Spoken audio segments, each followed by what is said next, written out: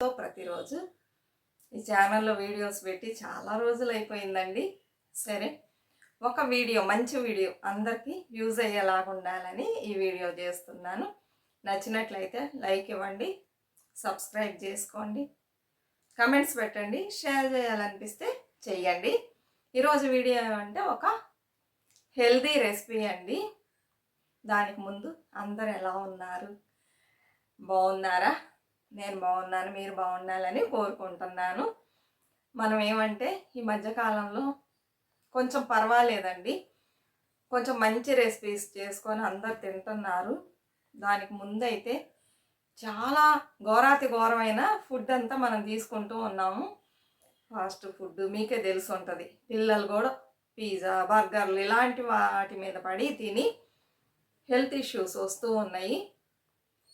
మేము చిన్నప్పుడు మేము చిన్నప్పుడు కూడా కాదు, మా అమ్మ వాళ్ళ కాలంలో తీసుకున్నారంటే మంచిగా రాగి సంగటి ఇలాంటివి ఎక్కువ తినేవాళ్ళండి. రైస్ వచ్చి ఒక పూట తినేవాళ్ళంట, అమ్మ వాళ్ళు చెప్తారు. మేము ఎక్కువగా అదే తినేవాళ్ళం. అమ్మ నైటే చేసి పెట్టేస్తారు, పొద్దున్నే దాన్ని అంబిలిలాగా చేసుకొని ఉల్లిపాయలు వేసుకొని పెరుగు వేసుకొని తినేవాళ్ళం అని చెప్తూ ఉంటారండి. వాళ్ళందరూ చూసారా ఎంత స్ట్రాంగ్గా హెల్తీగా ఉన్నారో. మన జనరేషన్ ఎలా ఉంది? లేదు, దీనికి అన్నిటి కారణం ఏమంటే మనం సరైన ఆహార పద్ధతుల్ని అలవాటు చేసుకోకపోవడమేనండి.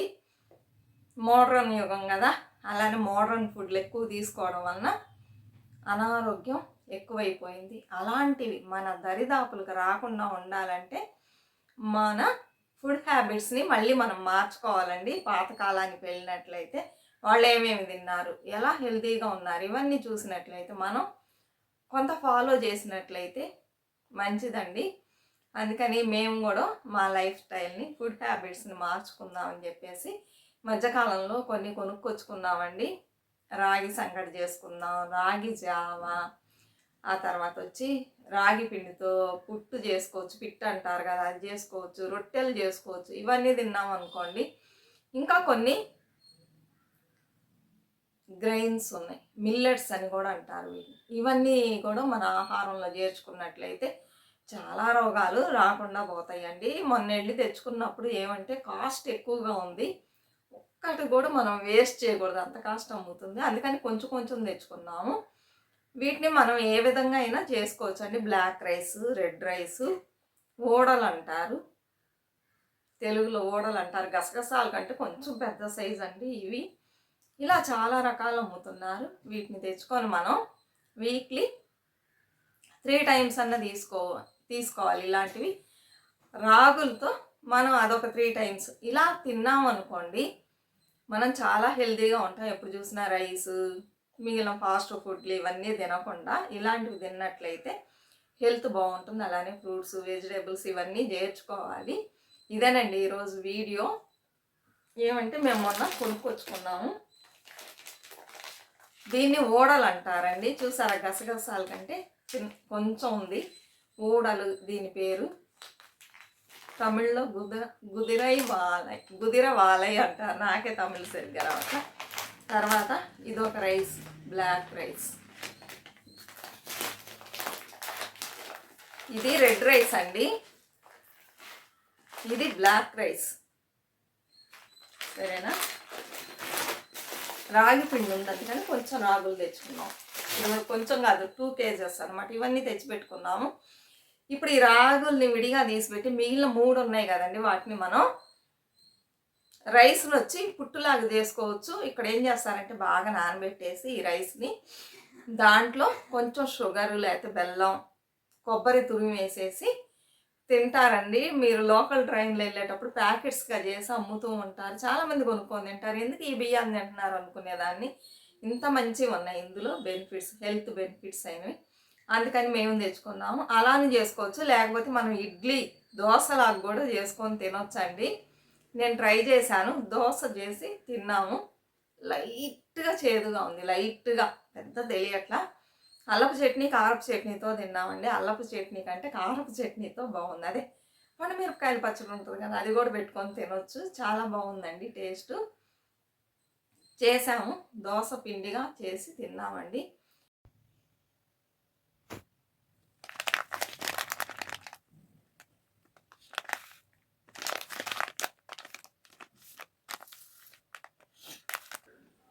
హలో అండి. దీన్ని తమిళ్లో గుదరవాల్ అంటారు, తెలుగులో ఊడలు అంటారండి. ఇదొక 1/2 కప్పు తీసుకున్నాను. ఇలా గిన్నెలో పోసుకోండి, బౌల్లో.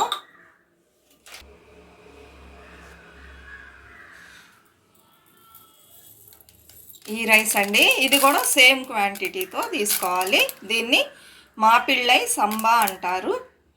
ఇది తమిళనాడులో పుట్టడం వల్ల దీనికి తమిళ పేరే వచ్చిందండి. ఇది ఒక 1/2 గ్లాస్ తీసుకోండి. తర్వాత మినపప్పు, ఇది కూడా సేమ్ క్వాంటిటీ అండి.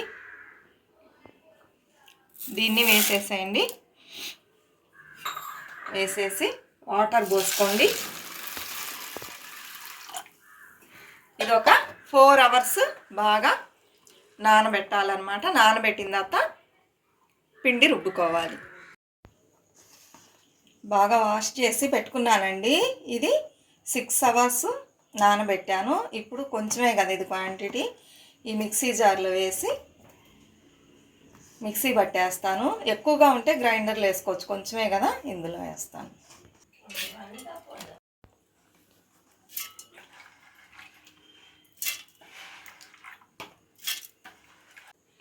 అంతేనండి, రుబ్బేసాను. ఇందులోకి పోసేస్తున్నా చూడండి.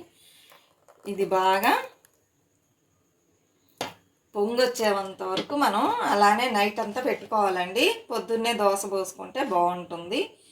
ఫర్మెంటేషన్ అవ్వాలి, లేకపోతే దోశ బాగా రాదండి. దోశ పోసి మీకు చూపిస్తా. నానిందండి పిండి. ఇప్పుడు మనం ఇందులో కొంచెం ఉప్పు వేసుకుందాము.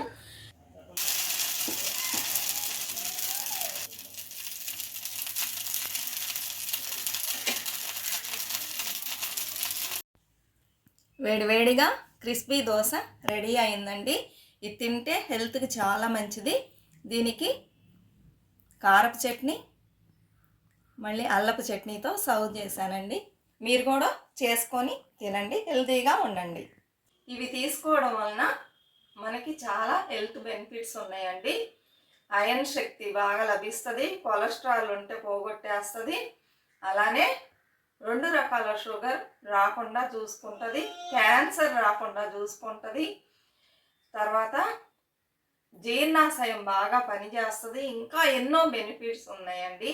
అందువలన ప్రతి ఒక్కళ్ళు ఇవి తీసుకొని యూజ్ చేయండి. ఇప్పుడు ఈ వీడియో నేను ఎందుకు తీస్తున్నానంటే, మీరందరూ కూడా ఇవన్నీ కొని పెట్టుకోండి. కొంచెం కాస్ట్ ఎక్కువైనా కూడా పర్వాలా, మరీ విపరీతమైన కాస్ట్ కాదులేండి. ఏమంటే మనం ఎంతో మనీని వేస్ట్ చేస్తూ ఉంటాం, చాలా వాటికి వేస్ట్ చేస్తాం కదా, షాపింగ్స్కి అలాంటి ఇలాంటి వాటికి. వాటిల్లో కొంత మనీని మన ఫుడ్ కోసం యూజ్ చేయడంలో తప్పు లేదు కదండి. మనం ఆరోగ్యంగా ఉంటేనే ఎంతైనా సంపాదించుకోగలం, ఏదైనా సాధించగలం. అనారోగ్యంతో బాధపడుతుంటే మనం ఏమీ సాధించలేమండి. కొంచెం బియ్యం కింద పడ్డది, ఒక్క బియ్యం కూడా వేస్ట్ చేయకూడదు, అంత కాస్ట్ కదా. అలాంటప్పుడు మనం ఒక్కసారి రుబ్బి పెట్టుకున్నాం అనుకోండి, తలా 2 దోశలు 2 ఇడ్లీనో తింటే హెల్త్కి మంచిదే కదా. అలానే రాగులు కొనుక్కోండి, జొన్నలు సజ్జలు అన్నీ చేర్చుకోండి ఆహారంలో, సరేనా.